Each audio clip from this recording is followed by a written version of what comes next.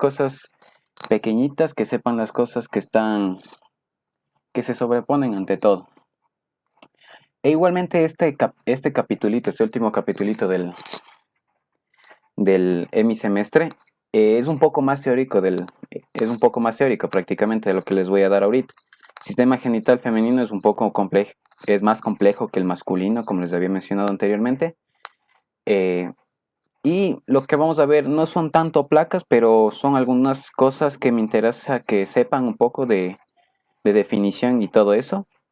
Y otras cositas también de embriología, porque también son importantes porque son cosas que podemos recordar y aprender. Y otras cositas que serían nuevas y muy importantes porque también en la cátedra de embriología se recibe esto. Y así algunas cositas que yo me acuerde habían tomado también en los exámenes finales y todo esto. Pero sin más preámbulos, empecemos, muchachos, con sistema femenino. Primeramente, el sistema genital femenino va a comprender dos estructuras especiales, o sea, los órganos sexuales femeninos en sí y las glándulas mamarias. Estas glándulas mamarias vamos a abarcar al final de la clase. Ahora vamos con lo que sería el sistema, los órganos sexuales femeninos. E igualmente, como habíamos mencionado de los genitales masculinos, vamos a tener tantos órganos internos como externos. Los órganos internos, ¿cómo se van a ir definiendo cada uno? Déjenme verle aquí, ya. Se van a ir, se diferencian más bien dicho, en tanto las trompas de falopio, los ovarios, el útero y la vagina correspondiente, ¿verdad? Mientras que los genitales externos, o sea, todo lo que está afuera, va lo que es el monte de Venus o el monte de pubis, que también le dicen, los labios mayores, labios menores.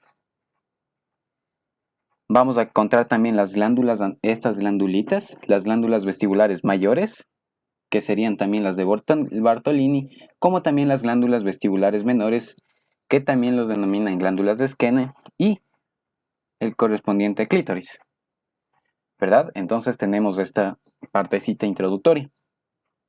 Ahora vamos a hablar un poquito de los ovarios en sí, la primera estructura interna. ¿Cuál es la función principal de los ovarios? Los ovarios vamos a tener que producen e inducen a la ovulación de los ovocitos, como ya sabemos. También nos ayuda en la síntesis y secreción de hormonas.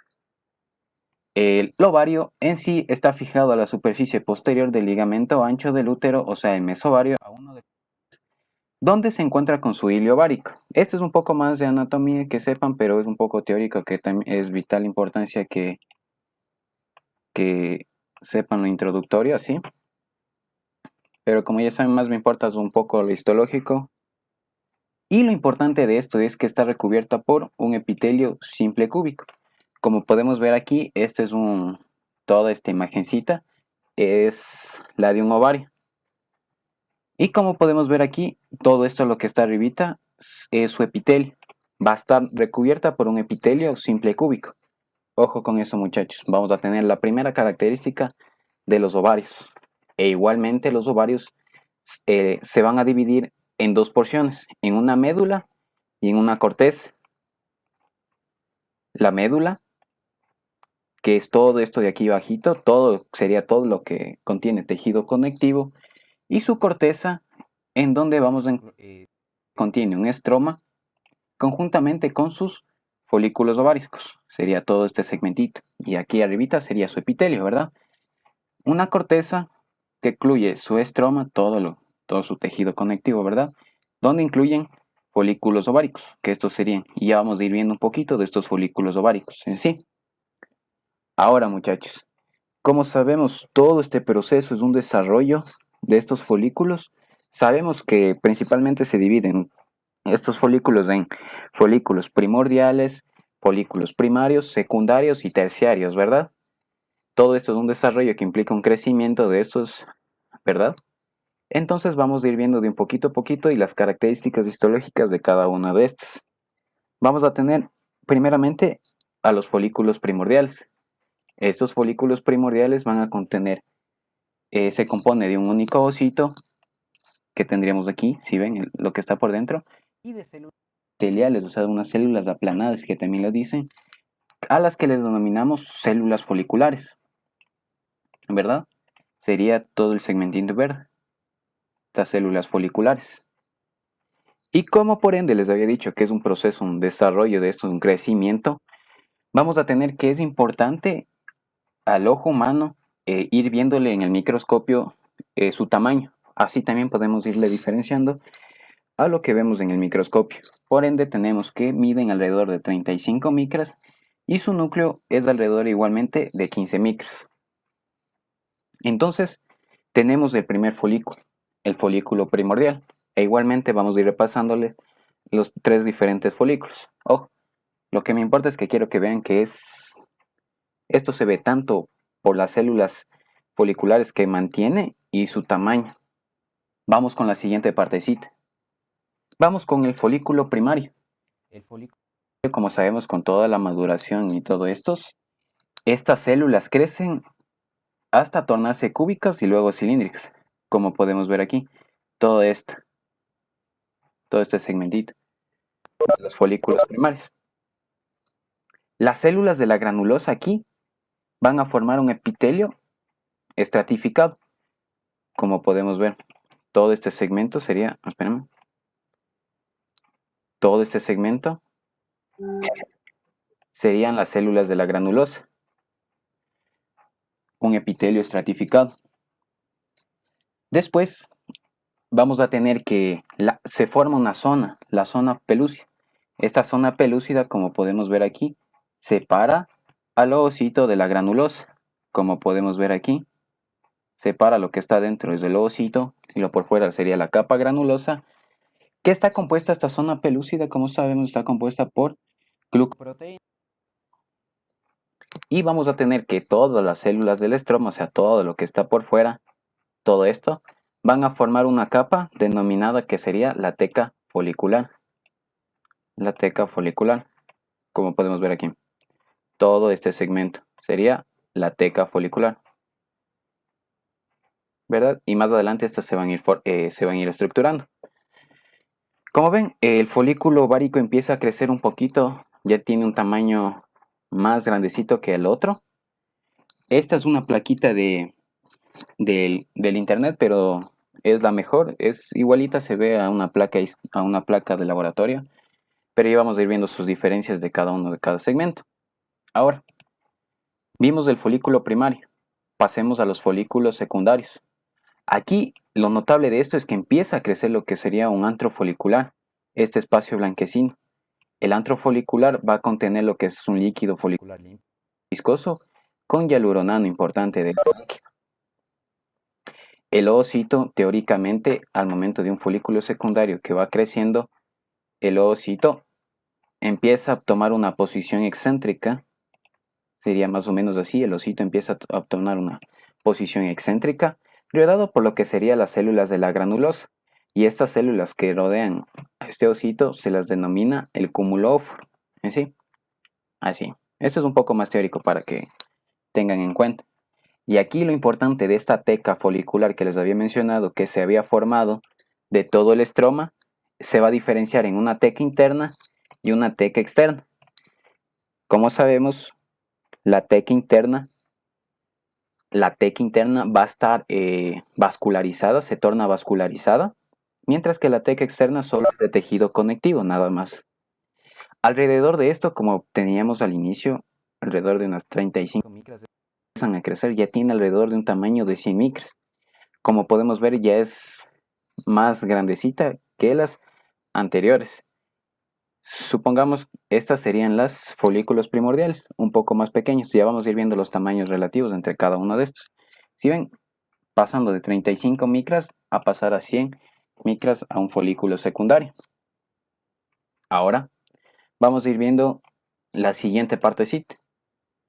Vamos a tener al folículo maduro, o también denominado folículo de Graf, o también denominado folículo terciario, ¿verdad? Esta, pasando de los 100 micras que tenemos, ya va a tener alrededor de 15 a 20 milímetros, ¿verdad? Si ven, es bastante grandecito, como podemos ver aquí. Por lo cual aquí las células de la granulosa lo que son adoptan una orientación radial, por lo cual van a formar la corona radiante en sí. Ahora, pero lo que me interesa más de esto es que si ven el tamaño e igualmente el antro folicular, si vemos todo este espacio, sigue creciendo, ¿verdad? Hasta lo que sería el proceso de ovulación, donde ocurre todo este proceso, todas estas células se van a un punto concéntrico, se forma el estigma y el ovocito es expulsado, ¿verdad? Más o menos que me entiendo. Pero, ¿cómo vamos a diferenciar entre cada uno de los segmentos? Primeramente por su tamaño, antes que nada. Como podemos ver, entre uno y otro, primeramente esta imagen de acá, un folículo maduro de Graf, si ven su tamaño comparado con lo que serían estos que están aquí, estos puntitos blanquecitos de aquí, que serían los folículos primordiales. Si ven, su tamaño es más grande, si ven. Como ven acá otro segmentito, esto es otro folículo, este es un folículo primario, es este de acá. Si ven, los tamaños van cambiando de a poquito a poquito. Eso es lo que la primera característica que deben ir viendo ustedes en el microscopio. Entonces, vamos a ir repasando. Como les había mencionado, los folículos primarios, una sola capa de células aplanadas, las células foliculares, ¿sí ven? Pequeñitas, alrededor de 35 micras, ¿sí ven? Muy pequeñitas. Un folículo primario conjuntamente con sus diferentes zonas es un poco más pequeñita, ¿verdad? Aquí, en un folículo secundario, empieza a crecer el antro folicular, si ven, un tamaño más relativo, más grandecito. Si ven, a diferencia de un folículo terciario que ya va a tener un tamaño alrededor de 15 a 20 milímetros, como les había mencionado. La característica fundamental de cada uno es su tamaño y las capas de célula que presenta cada una de estas, ¿sí ven? Entonces tenemos folículo primario, folículo primordial, primario, un folículo secundario y un folículo maduro o de Graf, ¿sí? ¿Verdad? Entonces, esa partecita es un poco bastante clarita entre una y otra. E igualmente, como saben muchachos, el material ya va a estar disponible, ya les paso después, así ustedes también pueden repasar un poquito y todo esto. Pero tendríamos la primera partecita de los folículos ováricos en sí. Ahora vamos a pasar a una siguiente partecita, la maduración de estos del ovocito. Esta maduración, lo que me interesa de todo esto, ustedes ya vieron esto, ¿verdad? Pero es que cada una de estas en las fases se van a detener en unas, o sea, se va a detener una fase especial por algunos factores que secretan una estructura. Como sabemos, en la maduración del ovocito, en la vida fetal, el ovocito primario comienza la primera división meiótica, ¿verdad? Por lo cual se va a detener en qué etapa? Se va a detener en una etapa de diploteno. En esta etapa de diploteno o estadio de reposo puede durar años incluso, ¿verdad? Pero, ¿por qué está causado esta etapa de diploteno? Ya que las células foliculares, estas células foliculares, secretan un factor, que serían los inhibidores de la meiosis del ovocito, por lo cual mantiene esta etapa de diploteno, o sea, se detiene en esta etapa, el ovocito, ¿verdad? Pero después que haya concluido la primera división meiótica del ovocito, se reparten sus cromosomas, ¿verdad? Para formarse lo que sería un ovocito secundario y su segundo cuerpo eh, y su primer cuerpo polar. Como sabemos, este cuerpo polar se desecha, no es tan importante, se elimina, pero lo interesante de esto es que el segundo cuerpo igualmente se va a detener en otro tipo de estadio. Se va a detener en la metafase 2, ¿verdad? ¿Y por qué factores están implicados en esto? Va a estar implicado el factor citostático secretado por el propio ovocito. Ojo, esto es muy interesante que sepan ustedes, porque esto se ve en embriología y es un poco interesante también. Creo que algunas preguntas o algunas pruebitas habían salido de esto. Es muy interesante que sepan esto. Entonces, solo cuando ocurre cuando el ovocito secundario termina su segunda división meiótica, solo termina con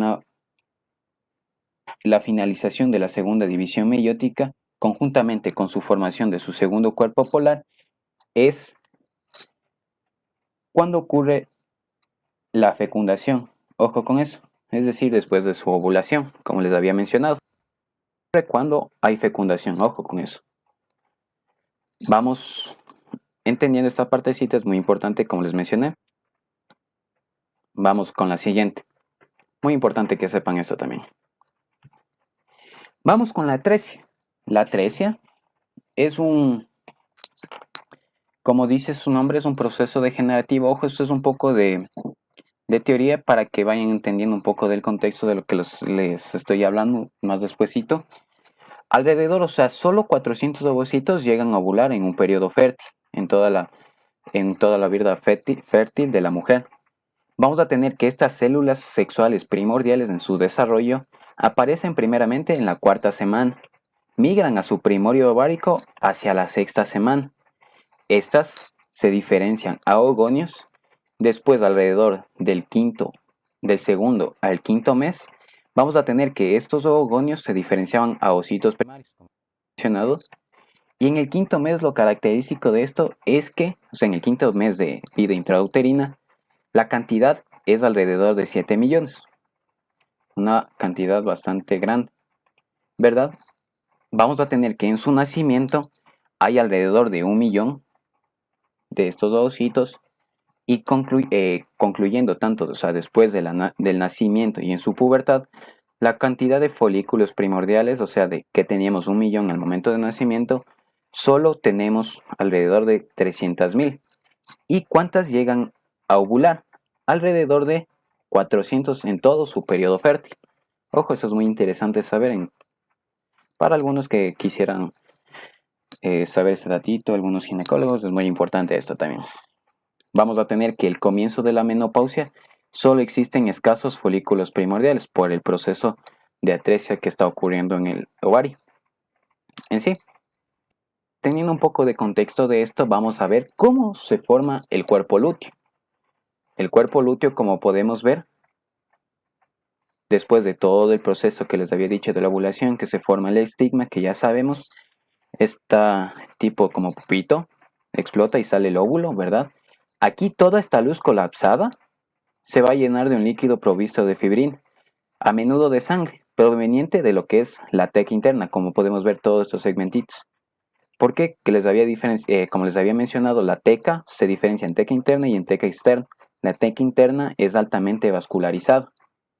Aquí, el coágulo central que se forma dentro del cuerpo lúteo que está en formación, se empieza, o sea, el coágulo central es invadido y se transforma en un tejido conectivo fibroso. La teca externa, como les había mencionado, solo era tejido conectivo. Más para acá. Espérame. La teca externa, como les mencioné, va a formar una cápsula donde se va a extender unos tabiques y van a dividir a lo que sería al cuerpo lúteo, o sea, unos tabiques por dentro. Nada más en todo el tejido fibroso que se está formando por dentro, ¿verdad? Y las células de la granulosa y de la teca interna crecen y se transforman en células poliédricas que contienen luteína causada por lo que es la hormona luteinizante. Y esta es la principal característica del cuerpo lúteo, ¿cuál es? Es la de secretar una hormona muy importante, la progesterona. Es su producto principal, pero el cuerpo lúteo en sí también secreta lo que sería cantidades pequeñas de estrógenos. Ahora, ¿qué pasaría si el ovocito no es fecundado? Si el ovocito no es fecundado, vamos a tener que se forma un cuerpo lúteo de la menstruación. Ojo, vamos a tener que toda la secreción hormonal disminuye hasta desaparecer al día 14 posterior a la ovulación. Y estas células luteínicas que secretaban la progesterona y los estrógenos por dentro se llenan de lípidos y empiezan a morir, o sea, empiezan un proceso de muerte celular. ¿Y qué es lo que pasa después? Es que surge un cúmulo de masas homogéneas de eosinofilas divididas por delgadas bandas de tejido conectivo. Es decir, que la formación del cuerpo lúteo de la menstruación que tenemos aquí, como podemos ver, empieza a ser invadido. ¿Sí ven? Por un proceso degenerativo. Aquí empieza a haber fibroblastos, tejido conectivo, ¿sí ven? Todo esto por dentro. Muy característico de un cuerpo albicans, ¿verdad? Porque aquí empiezan a tener estas de tejido conectivo características del cuerpo albicans. En sí, entonces, tenemos dos tipos de cuerpos lúteos que podemos ver aquí. El cuerpo hemorrágico, ¿verdad? Con la sangrecita adentro. Y vamos a tener al cuerpo lúteo, digo al cuerpo albicans, ¿verdad? Pero en este caso es cuando todo esto se forma siempre y cuando el ovocito no es fecundado, ¿verdad? Pero, ¿qué pasa si el ovocito es fecundado? Si el ovocito es fecundado y comienza el embarazo, va a crecer hasta alrededor de unos 2 a 3 centímetros y forma lo que sería el cuerpo lúteo del embarazo o de la gestación. Ojo con eso. ¿Qué es lo que pasa? Aquí va a mantener una actividad secretora durante todo el primer trimestre del embarazo y durante todo el embarazo se va a producir una hormona muy importante que sería la relaxina. Esta relaxina va a inhibir las contracciones espontáneas del músculo liso uterino, como también va a ayudar en el parto. Y este cuerpo lúteo del embarazo, ¿cómo se mantiene? Se mantiene gracias a la famosa gonadotrofina coriónica humana. Y esta hormona, esta gonadotrofina coriónica humana, ¿en dónde se forma? Se forma del tejido placentario. Ojo con eso. Muy importante saber esa partecita también. Entonces tenemos toda la formación del cuerpo lúteo, ¿verdad? Hasta ahí estaríamos una partecita, teniendo en cuenta. Todo esto es un poco teoría, ya saben, es algo básico para que sepan y entren en todo en contexto para que vayan entendiendo un poquito a poquito la clase. Ahora, acabamos de ver el ovario. Vamos a pasar a lo que sería las correspondientes trompas uterinas. Lo importante de las trompas uterinas es, como todos los órganos que estamos estudiando, va a tener una mucosa, una muscular y su peritoneo, ¿verdad? Lo importante de todas estas trompas uterinas es que, no lo menciona su libro, pero ya deberían haber visto con su profesor, es que este trompa uterina se divide en tres segmentos, en su infundíbulo, en su ampolla y en el istmo, ¿verdad? Y lo más importante y básico que debemos saber nosotros es que en la zona ampular o en la ampolla es donde se produce la fecundación. Ojo, es un datito que deben saber así como la palma de su mano, ¿verdad? Entonces, muy interesante esta partecita. Vamos a ir viendo las características histológicas de cada una de estas trompas uterinas. Las trompas uterinas, como les mencioné, tienen una mucosa, una muscular y una serosa. La mucosa va a contener su epitelio simple cilíndrico que que va a contener células ciliadas y secretoras. Ojo con eso, los cilios es muy importante diferenciarlos en este, porque si eh, algunitos que, o sea, no es como les diría, que algunitos que hubieran notado alguna similitud con otra placa, o sea, esto se parece un poquito a lo que serían los cuerpos cavernosos del pene.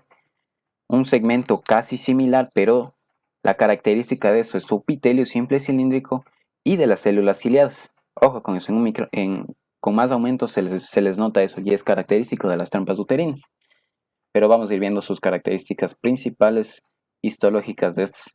Su lámina propia, o sea, todo lo que está por dentro, o sea, su lámina propia va a tener tejido conectivo laxo, vamos a tener una muscular, una circular interna y una longitudinal externa, ¿sí ve?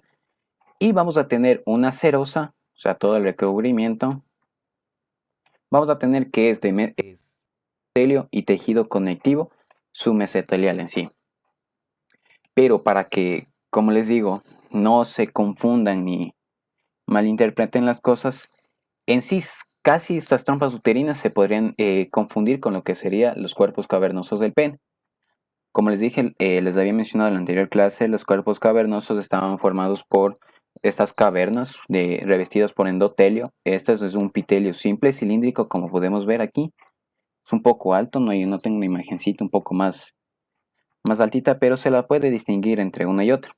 Como podemos ver, tiene entradas y salidas, también forman un tipo de especie laberíntico entre una y otra. Eso. Y lo importante es sus células ciliadas, que presentan cada uno de estos. Si ven, entradas y salidas de especie laberíntica. Pero este es un poco más ordenado, a diferencia de las otras que solo formaban espacios, o sea, eh, solo espacios blanquecinos nada más. Estas tienen un epitelio por dentro, un epitelio simple cilíndrico. ¿Sí ven? Muy característico de las trompas uterinas. Con esto podríamos diferenciar entre una y otra. Ojo con esto. Pero esto es un poco relativo, muchachos, de lo que les estoy diciendo. Con esto, o sea, quiero que ustedes vayan y vean con sus propios ojos y vayan viendo, sacando sus propias conclusiones. Ojo con esto. Pero, como podemos ver, entradas y salidas, como les digo, como les menciono, para que vayan diferenciando entre uno y otro. Ojo. E igualmente sabemos que las trompas uterinas es una estructura tubular. Ojo con eso, no confundirse también. Su epitelio, como les mencioné, un epitelio simple cilíndrico. Lo importante son las células ciliadas que presenta. Estos cilios, estos tipos pelitos que salen de todo el epitelio característico de las trompas uterinas. Ojo con eso. Ahora, una vez visto las uterinas, vamos con el siguiente segmentito. Vamos con el útero. El útero, como sabemos, el útero se divide en dos porciones. Una porción ancha o cuerpo también, cuerpo uterino como se le menciona, y una porción inferior más angosta, también denominada el cuello uterino. Vamos a ver estructuras diferentes entre cada uno de estos. El cuerpo uterino va a estar conformado por la cavidad uterina que se va a conectar con el orificio interno. Vamos a tener que tiene un ensanchamiento aquí, por donde pasa todo el conducto endocervical, hacia hacia el orificio externo. Y este orificio externo comunica con lo que sería el órgano copulador de la mujer, que sería la vagina. Ojo con eso. Entonces tenemos cómo se divide el útero. Ahora vamos viendo segmentitos. Vamos a ver el cuerpo uterino, cómo se va estructurando. Como sabemos, el útero se conforma por por la pared uterina que se compone de una mucosa que sería el endometrio. Ojo, el endometrio. Vamos a tener la siguiente parte que está rodeada por todo lo que sería una capa de músculo liso, que sería el miometrio. Y vamos a tener la última que todos están recubiertos por peritoneo, por lo cual se denomina el perimetrio. Estas son las estructuras del cuerpo uterino. Vamos a ir viendo cada una de estas. El endometrio. El endometrio, como podemos ver, se va a componer de un epitelio simple cilíndrico. Igualmente vamos a tener células ciliadas y secretoras.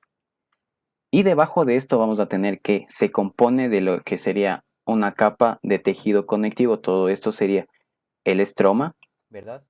Además que presenta numerosas glándulas endometriales, que serían tubulares simples, como podemos ver. Todas estas glándulas son las famosas glándulas endometriales. ¿Sí ven? Cada una de estas.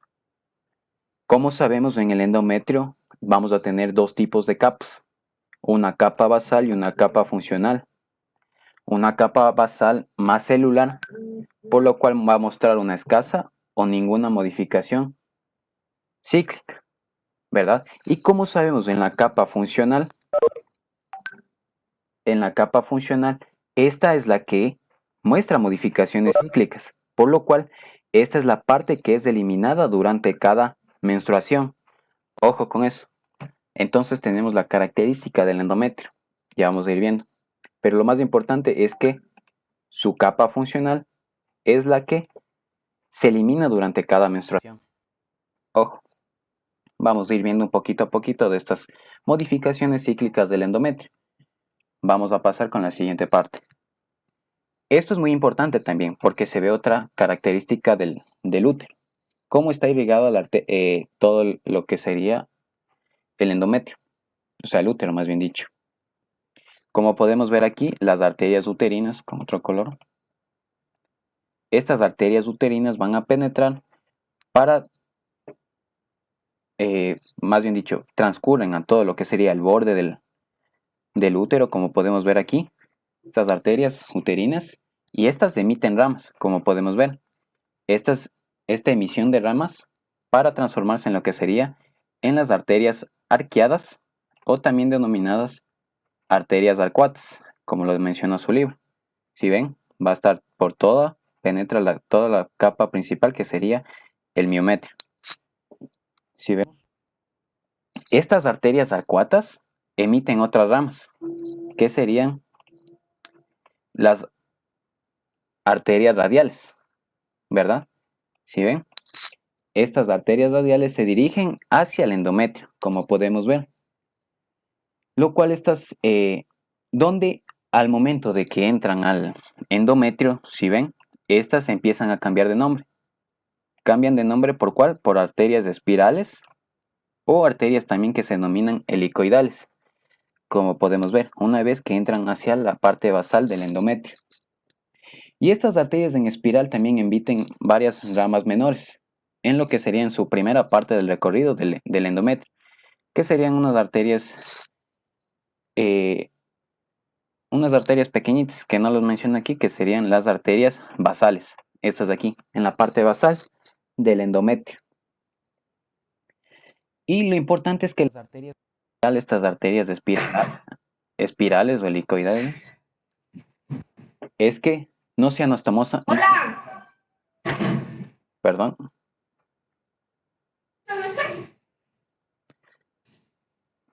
Perdón, alguien está hablando. Por favor, apaguen Perdón. Ya le silencié. Por favor, apaguen los micrófonos, chicos. Me asustaron en esa partecita.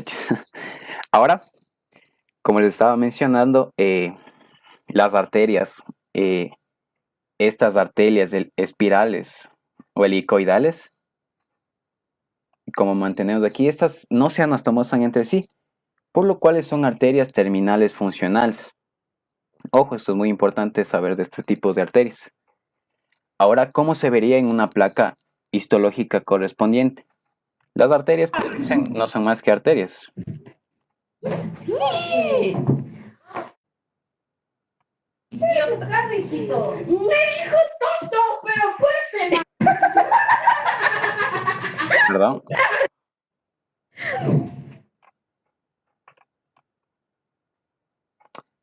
Perdonen, chicos, no sé.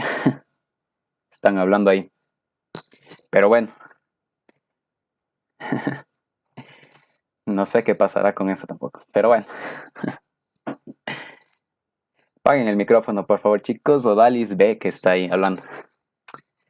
Bueno, ya no importa ya. Sí, ya lo desactivé ya. Sino que no sé por qué hablo de nuevo, eso me dio miedo.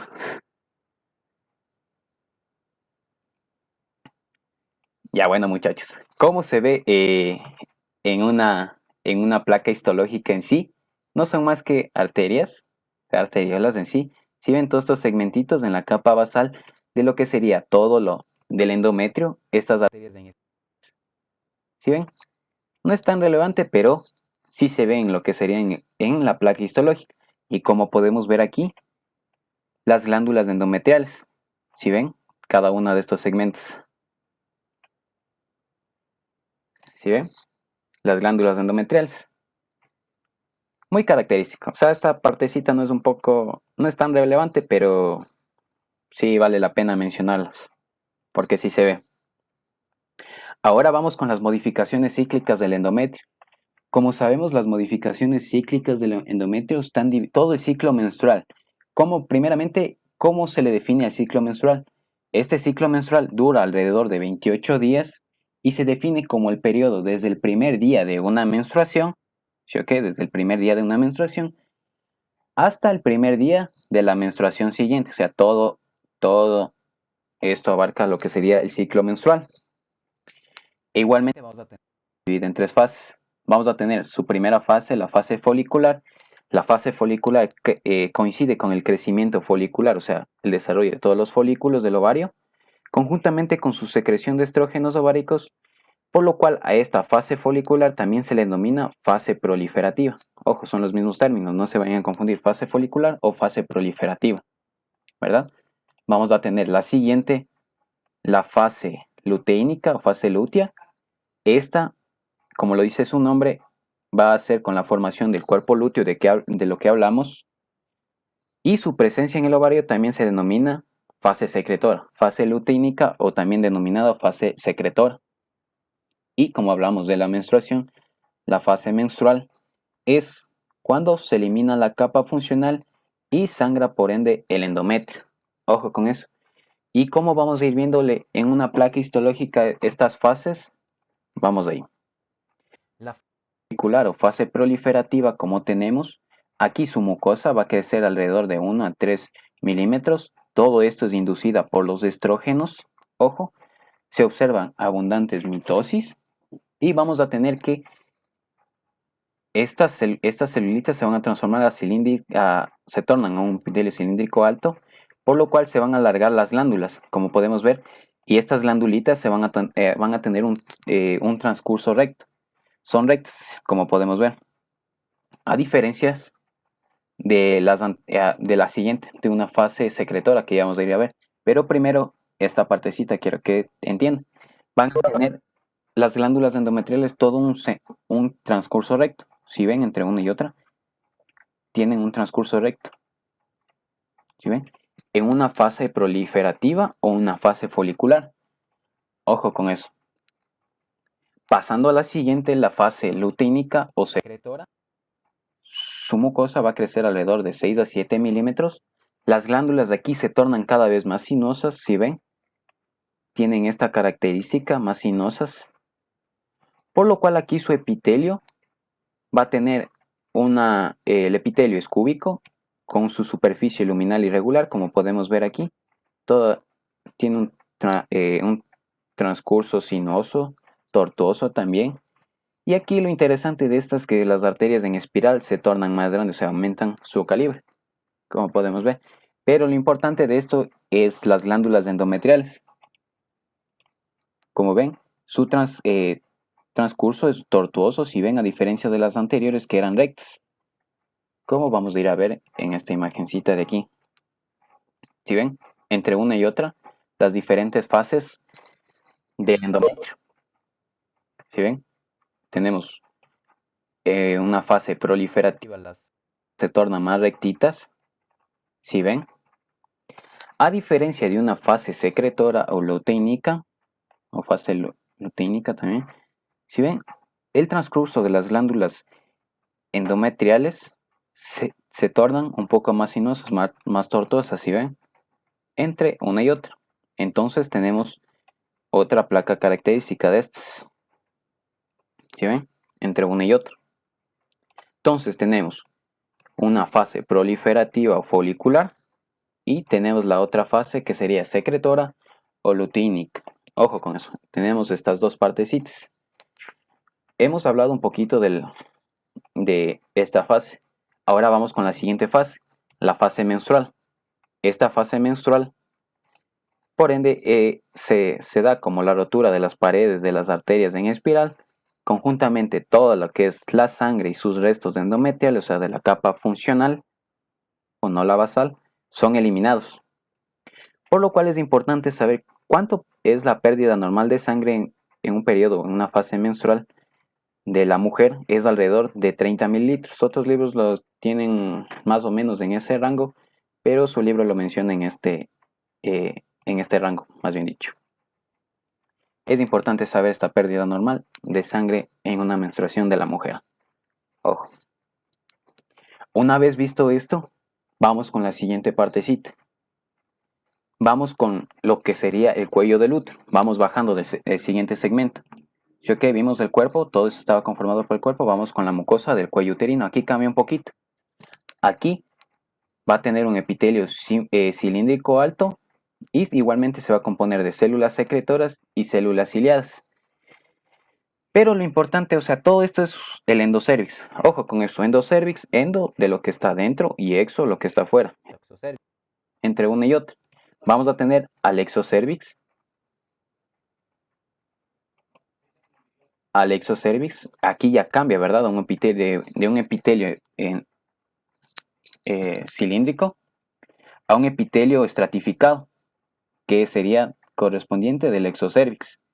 Aquí lo único interesante es que aquí se presentan algunas células provistas de glucógeno y lo más interesante que tiene una importancia clínica es que en el transición, esta es una plaquita de transición, como podemos ver, todo este segmentito de aquí para acá es del endocervix de un epitelio cilíndrico y acá empieza como a crecer su epitelio, ¿no es cierto? ¿Sí ven? Un epitelio estratificado. Es que justo en esta zona, en la transición de sus epitelios, es donde se forma el cáncer de cuello uterino. Aquí es donde se origina, ¿verdad? Eso es algo es importante en la clínica. Ojo con esto. O sea, en la transición del epitelio cilíndrico a un epitelio estratificado, o sea, del endo al exocervix. Toda esta zona es aquí donde se produce el cáncer de cuello uterino, toda esta zonita. Ojo con eso. Entonces, ¿cómo podemos diferenciar el cuello del endo? O sea, solo viendo su epitelio, un epitelio cilíndrico que proviene de acá, a un epitelio estratificado. Más adelante ya les voy a ir diferenciando un poco con lo que se pueden confundir también, pero esta es la característica principal de esta partecita. Ahora ya hablamos de todo lo que sería la mucosa. Ahora vamos a hablar un poco del miometrio. El miometrio está compuesta por músculo liso, como podemos ver. Todo esto es músculo liso. Va a tener una capa intermedia que es la más gruesa y es en un sentido circular. Y vamos a tener dos capitas, una capa superficial, capa profunda en sí. Estas dos capitas poseen fibras dispuestas tanto en sentido longitudinal u oblicuo. Y la capa intermedia, esta que es la más gruesa, todo este segmentito, posee grandes vasos sanguíneos y linfáticos, por lo que también toda esta capa intermedia se le denomina estrato vascular. Ojo, vamos a ir viendo esa partecita. Y por último, vamos a tener al perimetrio. Como les dije, solo está recubierto por lo que sería el mesotelio con tejido conectivo submesotelial. Todo esto es su tejido conectivo submesotelial. Como podemos ver, no es tan interesante, pero sí, sí tienen que ir viéndole un poquito y saber por lo que está recubierto todo el segmento del útero, por mesotelio con su tejido conectivo submesotelial en sí. Entonces, una vez hablado de esto, vamos con la última estructurita, que sería la vagina. La vagina, lo importante de esto es que, como les había mencionado, es el órgano femenino de la copulación, como también sirve de canal de parto. Es un tubo fibromuscular que está compuesta por lo que seguimos y seguiremos viendo, por la mucosa muscular y una adventicia. La mucosa, lo importante de esto es que presenta los famosos pliegues de la vagina. Todo esto está revestido, como podemos ver, por un epitelio estratificado plano. ¿Sí ven? Igualmente en estas se va a dividir en tres zonas. En una zona sería una zona profunda, intermedia y externa en sí, esta partecita. No es tan interesante porque les dice algunas eh, cómo se van formando, se tornan las células en sí en cada uno de los segmentos. Pero en sí que sepan las tres zonas es de vital importancia. Toda su lámina propia, todo este segmentito de acá, toda su lámina propia sería de tejido conectivo laxo celular. Vamos a tener su muscular, como podemos ver aquí, y una capa circular interna y una capa longitudinal externa. Y su adventicia, o sea, todo lo que le recubre sería de un tejido conectivo laxo en sí. Pero, ¿cómo diferenciar entre la vagina, que también tiene un epitelio estratificado plano, con el exocervix? Sí, que el exocervix es pasa a lo que es la vagina, que sería su continuación, tienen el mismo epitelio, Pero cómo diferenciar entre una y otra es un poco característico, sí. Es que el epitelio del exocervix, o sea, no es un poco recto. A diferencia de lo que sería la vagina, presenta los pliegues, los famosos pliegues de la vagina. O sea, por lo cual su trayecto es un poco más ondulado, si lo ven, entre una y otra.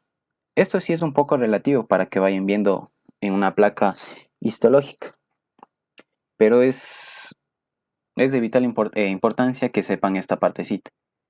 La, las- para diferenciar entre una y otra es cómo está conformado prácticamente. Es un poco el exocervix, un transcurso recto, y la vagina va a presentar los famosos pliegues de la vagina, por lo cual su trayecto es un poco más ondulado, si lo ven, un poco más ondulado, entre uno y otro de estos, en estos dos segmentos de un epitelio similar. ¿Sí ven?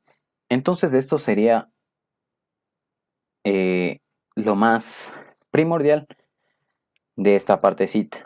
Ahora acabamos con los órganos internos, vamos con los externos. Ojo, quiero recalcar en esta partecita es que en los órganos, en los genitales externos femeninos, no hay plaquitas en el laboratorio.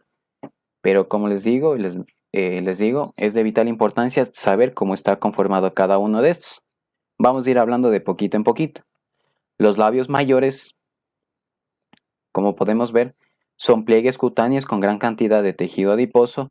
Vamos a tener que tiene dos superficies, una superficie interna, o sea, porque está dentro, y una superficie externa. Esta superficie externa está recubierta por pelos terminales, por el vello pubiano. Su superficie interna es lisa y lampiña. Y tanto en su superficie externa como interna encontramos las glándulas sebáceas y sudoríparas. Esa es la primera partecita. Vamos con los labios menores. Los labios menores, como podemos ver, son lampiños, están recubiertos por un epitelio plano y en sus dos segmentos van a tener van a tener solo glándulas sebáceas en sí. Ahora hablemos un poquito del clítoris. El clítoris, como podemos ver, similar al pene, se compone de dos cuerpos cavernosos. ¿Sí ven? Dos cuerpos cavernosos. ¿Sí ven? Y por lo cual terminan en lo que sería el famoso glande del clítoris o solo clítoris, como lo menciono. ¿Sí ven? Es una estructura similar a un pene. Ojo con eso. Y todo esto va a estar recubierto por un epitelio estratificado plano. Ojo, entonces tenemos esta partecita. Vamos con la siguiente. La siguiente, el vestíbulo de la vagina. El vestíbulo de la vagina, quiero que tengan en cuenta de que solo es un espacio, ojo con eso, es un espacio. O sea, tiene sus limitaciones. Es el espacio entre los labios menores. ¿Sí ven? Todo este segmento entre los labios menores, donde se encuentra tanto el orificio externo de la uretra, el meato uretral, ¿sí ven? El introito vaginal, o sea, el orificio vaginal, conjuntamente con el himen y las desembocaduras de lo que seguía las glándulas vestibulares, tanto mayores como menores. Y todo este segmento, o sea, todo el vestíbulo de la vagina, que solo es un espacio, está revestido por un epitelio estratificado plano queratinizado. Ojo, vamos con la siguiente parte. Vamos a tener aquí las glándulas características de la mujer. Las glándulas vestibulares menores, o también denominadas glándulas de Skene. Son numerosas glándulas mucosas pequeñitas que se encuentran aquí en la pared, todo el vestíbulo. ¿Sí ven? Vamos a tener también glándulas vestibulares mayores, también denominadas glándulas de Bartolino o de Bartolín, que son alrededor de un tamaño aproximado de 1 centímetro de largo, que están ubicadas en la pared lateral de todo el vestíbulo. ¿Sí ven?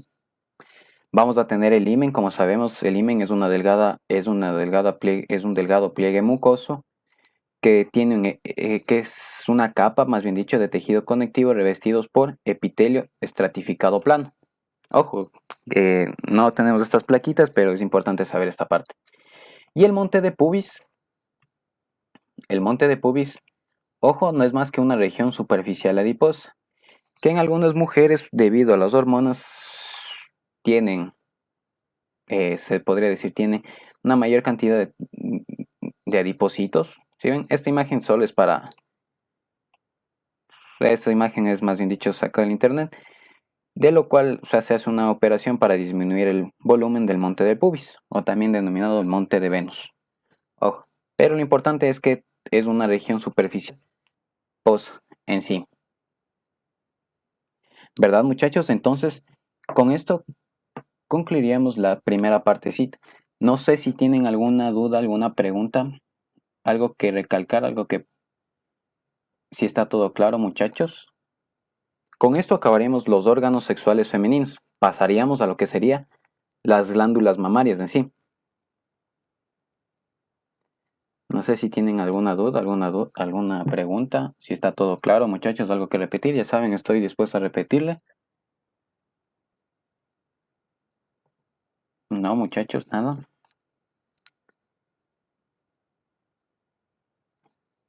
No, todo claro. Bacano entonces, muchachos. Como lo dice en Quito.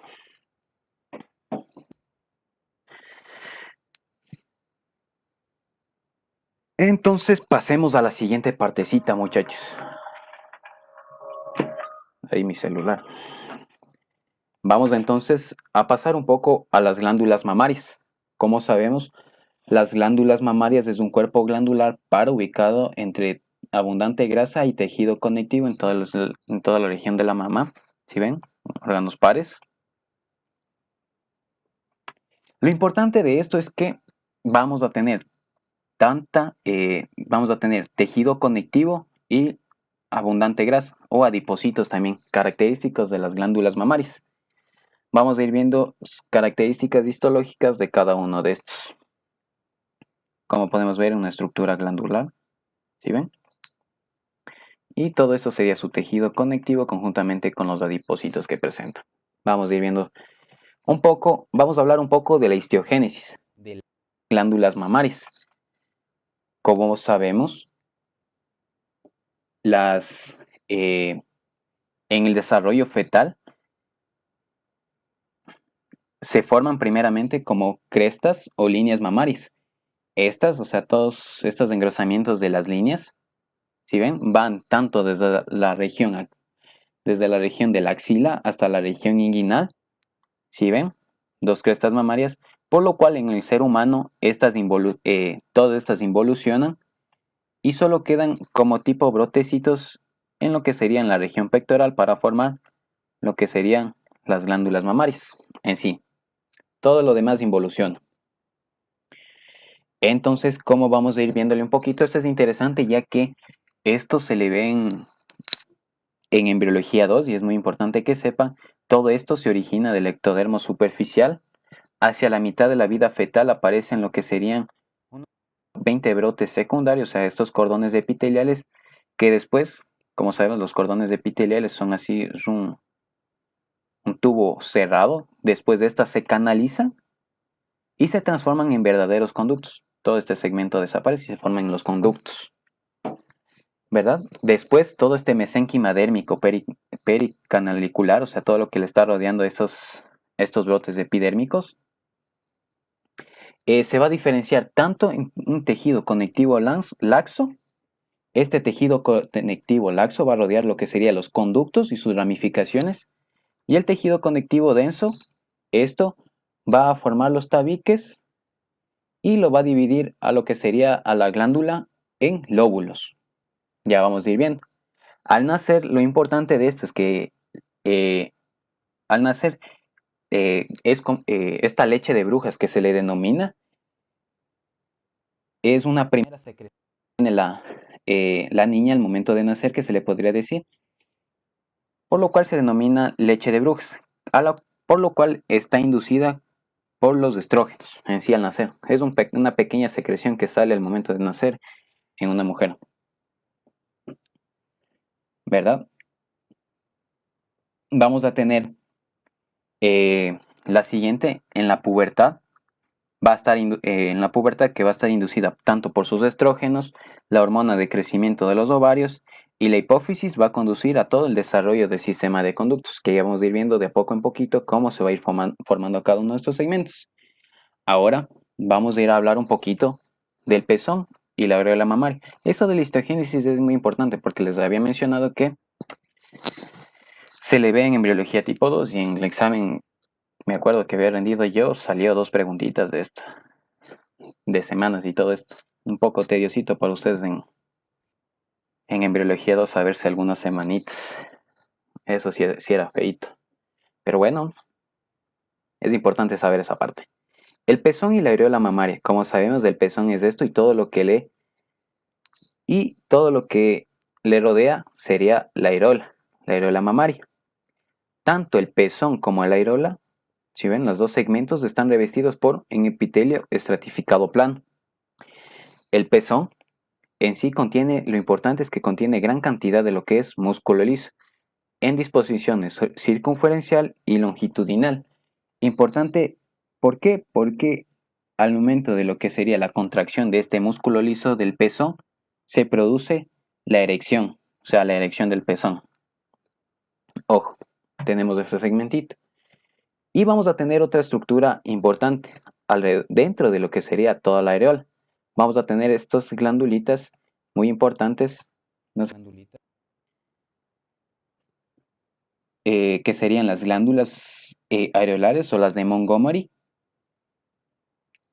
También otros libros lo mencionan como tubérculos, pero ojo, tanto los hombres como las mujeres tenemos estas glándulas de Montgomery.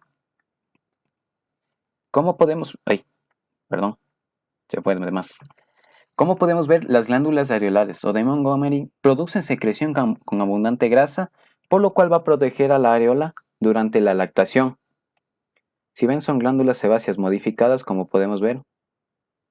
Todos estos segmentitos, también denominados tubérculos de Montgomery, en otros libros, en el internet también lo pueden encontrar así. Y otra importante de esta es que también eh,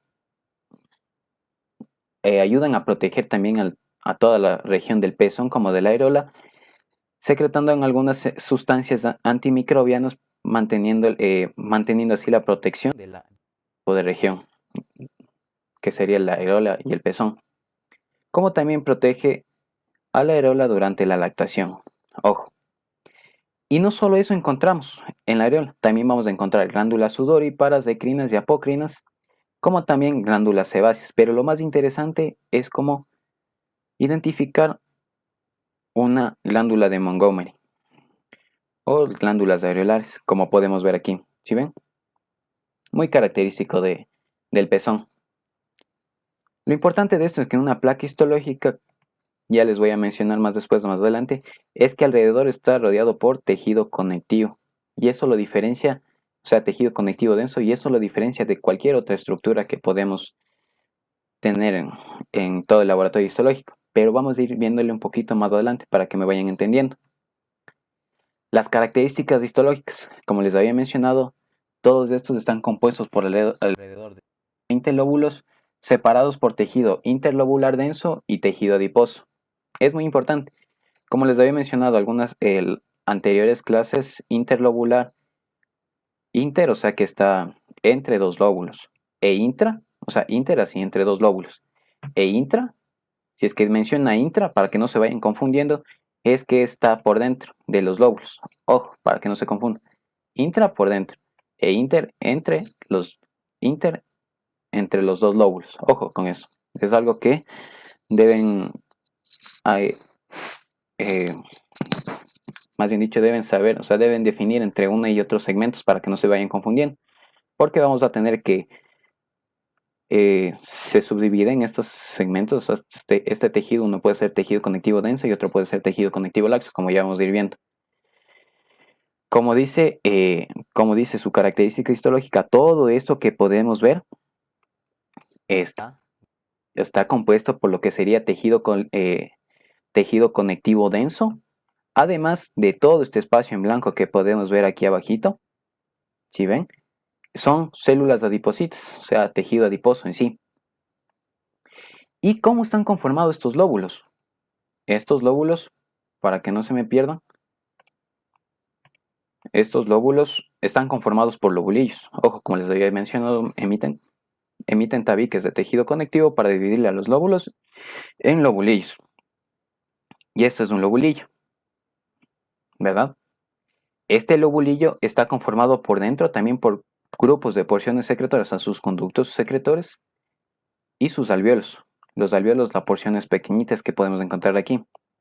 Y cada uno de estos contiene sus sus conductos excretores. Intralobulillares, si ven, o sea, dentro del lobulillo, o sea, dentro de los lobulillos, y por tejido conectivo laxo. Y estos alvéolos que les había mencionado están recubiertos por un epitelio simple cúbico o cilíndrico.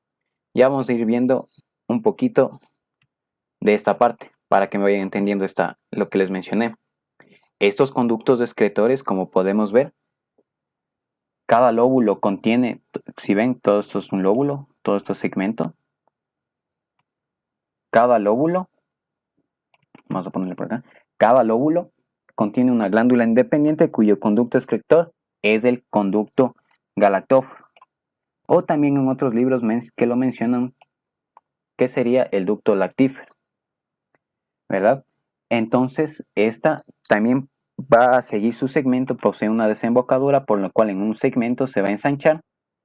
Si ven esta partecita de aquí, se ensancha para formar lo que sería el segno galactóforo.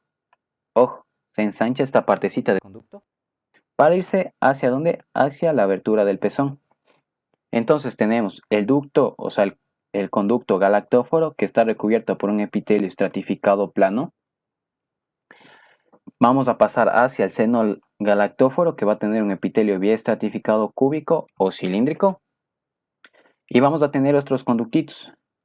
Estos conductitos, cada uno de estos segmentos, si ven, que los unen hacia los lobulillos, vamos a tener que estos conductos excretores interlobulillares están revestidos por un epitelio simple cilíndrico y vamos a tener su conducto terminal, al que le une cada uno de los lobulillos, si ven, estos conductos terminales.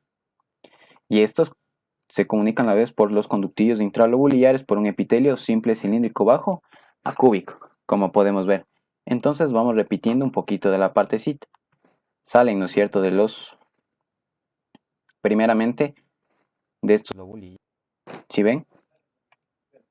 Salen por su conducto terminal. Después de este conducto terminal, desemboca a los conductos excretores interlobulillares, sería todo este segmento. Todos estos comunican. Es igualito a los sistemas de conductos excretores de las otras glándulas que hablamos. Si ven, todo lo que sería el conducto galactóforo o ducto lactífero, preferiblemente conducto galactóforo, epitelio estratificado plano, que él después pasa a ensancharse en una zona, ¿sí ven?, para formar el seno lactífero o el seno galactóforo, revestido por un epitelio biestratificado cúbico o cilíndrico en sí, ¿verdad? Entonces tenemos esa partecita. Y como veríamos en una placa histológica, solo veríamos al propio conducto galactóforo. Si ven un epitelio estratificado plano, bien larguito, si ven, cada uno de estos segmentos. Pero lo importante de eso, para diferenciar de otras placas, como les había mencionado, siempre algunos deben ver a la periferia, no solo concentrarse en la estructura que estamos viendo en el centro, sino ver toda esta parte. Como podemos ver, está conformado por tejido conectivo denso, ¿sí ven?, entre cada uno de estos segmentos. Aquí tenemos otro conducto galactóforo, ¿sí ven? La cuestión aquí es que vean a la periferia. Si ven, acá tenemos otro conducto. Tenemos entre dos segmentos, si ven, la característica principal es el tejido conectivo denso que se presenta. Ojo con eso, para que no se puedan confundir. Y vamos con la última partecita, muchachos. Ahora vamos a hablar de todo su tejido conectivo. Como les había mencionado, el tejido los lóbulos están separados por tejido conectivo interlobular denso, o sea, entre todos estos segmentos de los lóbulos. por tejido conectivo denso entre lóbulo y lóbulo. Si ven todas estas formas, tendremos que después entre los lobulillos están separados por tejido conectivo interlobular, también que sería el denso. Si ven todo este segmento entre los lobulillos, entre un lobulillo y otro lobulillo, si ven, por tejido conectivo denso. Y los alvéolos que estaban dentro, si ven, cada uno de estos son alvéolos con su porción con su conducto excretor, como podemos ver. Están separados por tejido conectivo interlobular que es laxo. ¿Sí ven? La principal característica de uno de ellos. Pero lo importante de esto es para que ustedes sepan reconocer la placa histológica, porque esto es un poco más teórico, es que todo esto está conformado por tejido conectivo denso. Y vayan a ir viéndole, diferenciándole entre una y otra estructura. Este conducto me acuerdo que a mí me tomaron en el carrusel de histología a mí. Y había fallado igualmente, chut. Pero bueno, no importa eso. Si ven, este sería un conducto galactóforo, ¿sí ven? Y teníamos la porción de los lobulillos, ¿sí ven? Entre una y otra. Entonces, hablando de eso, vamos a hablar un poquito más de lo que sería una mama en reposo. La característica entre una mama en reposo y una mama durante el embarazo y la lactancia es que es fácil diferenciar entre una y otra. Vamos a tener que en una mama en reposo, o sea, cuando no está dando de lactar ni nada de eso, vamos a tener abundante tejido conectivo denso. En esta placa característica, abundante tejido conectivo denso. Y vamos a tener lo que sería alvéolos rudimentarios, o sea que no tienen abertura en su luz, por lo cual nos está formando la primera leche, o lo que sería el calostro, que ya vamos a ir hablando un poquito. Esto prácticamente, esta imagen sería de una mama en reposo.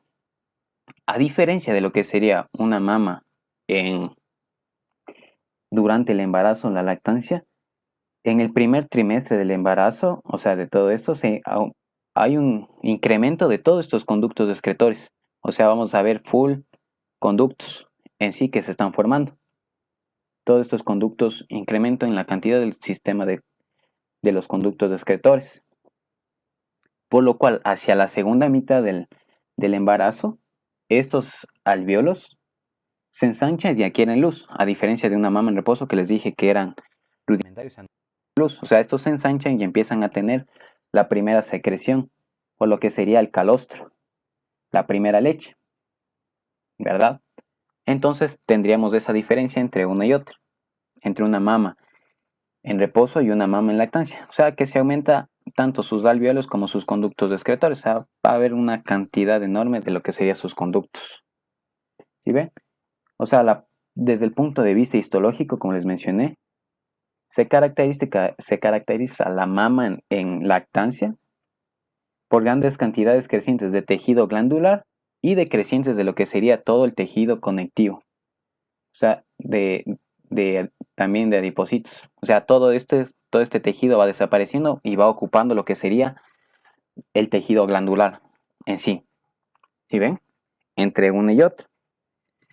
Y cuando todo esto pasa, la involución de la mama, más bien dicho, ¿sabes? Un poco, empieza a atrofiarse la mama después de años posteriores a lo que sería la menopausia. Empieza una atrofia y degradación de lo que sería todo el tejido glandular. Por lo cual, aquí ya en una edad avanzada, todo este segmento, todo el tejido adiposo desaparece por completo y solo queda tejido conectivo. Se modifica este tejido conectivo. Se vuelve más homogéneo y tiene una captación menos de los pigmentos, o sea, la principal que sería la eosina. Pero eso es un poco más para que entiendan visual, porque viéndole un poco más, o sea, más viéndole teórica, sin por palabras casi no se entiende mucho. Pero en sí, muchachos, esas son las primeras diferencias entre una y otra. Y con esto, muchachos, hemos acabado el sistema genital femenino. No sé si tienen alguna duda, alguna pregunta, algo que repetir, algo que no ha estado claro, muchachos, por favor, ayúdenme. Otros hablando.